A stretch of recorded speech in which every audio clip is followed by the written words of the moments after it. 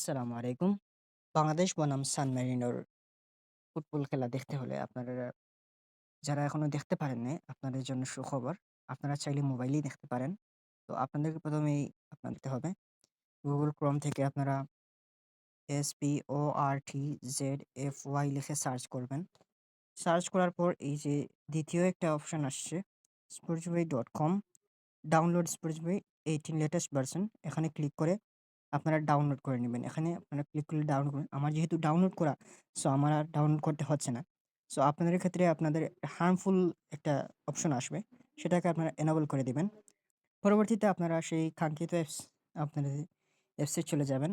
Open করে এখানে আপনাদেরকে এড দেখতে হবে। এড দেখার পর আপনারা খেলা দেখতে পারবেন।